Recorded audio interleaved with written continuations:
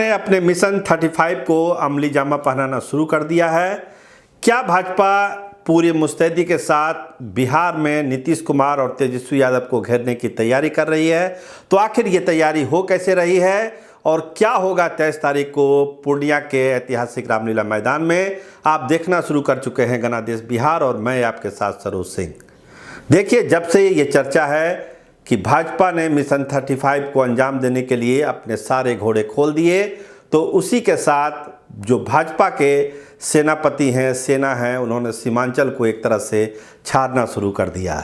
देखिए, नित्यानंद राय, संजय जायसवाल, विजय सिन्हा, तमाम बड़े नेता, सम्राट चौधरी भी सीमांचल जाने वाले हैं। तमाम नेताओं ने एक तरह से वहाँ पर इस तरह से गोटियाँ बिछानी शुरू कर दी कि पूरा सीमांचल भगवामय लगे। 23 तारीख को जब अमित शाह वहाँ आए तो उनको लगे कि भाजपा ही भाजपा है, भगवा ही भगवा है, कमल ही कमल है और कमल खिलेगा 2024 के चुनाव में। तो तैयारी क्या क्या ही आपको हम बताएं सवेरे के एक प्रोग्राम में कि निखिल मंडल भाजपा में जा सकते हैं। तो जो अब ताज़ा सूचना हमारे पास है वो ये है, केवल निखिल मंडल नहीं बल्कि बिहार के बहुत सारे बड़े नेता उस दिन भाजपा में शामिल हो सकते हैं या उसके बाद भाजपा में शामिल हो सकते हैं। तो वो नाम कौन कौन सा है ये हम आपको बताने जा रहे हैं। तो उसमें सबसे बड़ा नाम है उदय सिंह उर्फ पप्पू सिंह का। सांसद रह चुके हैं पूर्णिया में।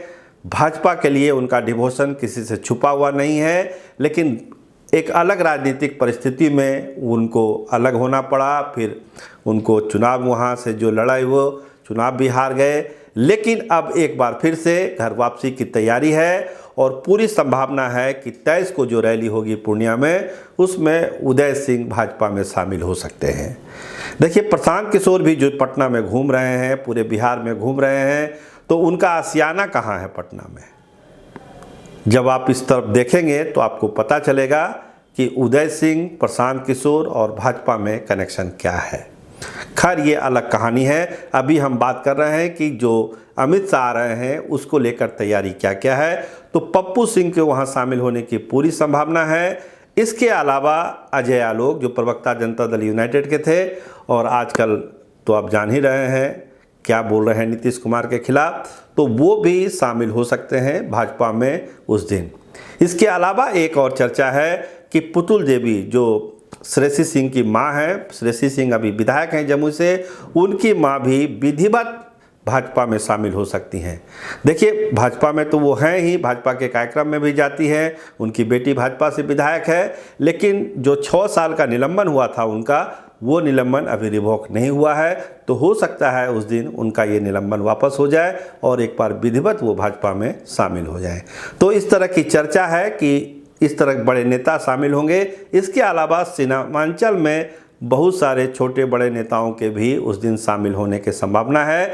धीरे धीरे वो पत्ते भाजपा अपना खोल रही है, लेकिन भाजपा की ये तैयारी है कि 23 तारीख की जो रैली अमित शाह की हो वो सीमांचल में भाजपा के लिए वरदान साबित हो।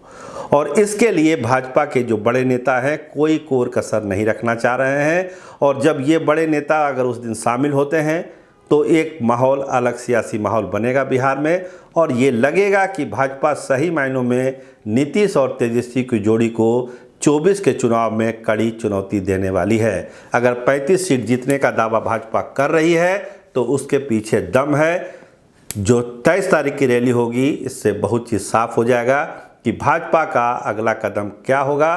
और दूसरे इलाके में जब रैलियां होगी तो उसमें कौन और बड़े बड़े नेता शामिल होंगे भाजपा में। तो भाजपा की तैयारी पूरी है और लगे हुए हैं अमित शाह की पूरी टीम बिहार में, भाजपा की बिहार की पूरी टीम लगी हुई है। और जब आप सीमांचल के लोगों से बात करेंगे तो वो बहुत उत्साहित हैं इस रैली को लेके। देखिए, एक चर्चा वहाँ ये भी है पूर्णिया में कि एक अलग केंद्र शासित प्रदेश भी बनाया जा सकता है। सीमांचल के जो ज़िले हैं और पश्चिम बंगाल के कुछ ज़िलों को मिलाकर एक अलग केंद्र शासित प्रदेश बनाया जा सकता है, लेकिन इसका खंडन हर एक स्तर पर अभी हो रहा है। लेकिन इस तरह की चर्चा भी उस इलाके में है, लेकिन सरकार के तरफ से अभी इस पर कुछ नहीं है और भाजपा के कई नेता इसका खंडन भी कर चुके हैं। तो तैयारी अभी और फोकस पूरा भी अमित शाह की रैली पर है कि वो रैली बिहार के सियासत में एक इतनी बड़ी लाइन खींच दे कि नीतीश कुमार और तेजस्वी यादव उस लाइन को देखते रह जाएं। देखिए ऐसा हो पाता है या नहीं। कैमरामैन राहुल राज के साथ मैं सरोज सिंह, धन्यवाद, नमस्कार।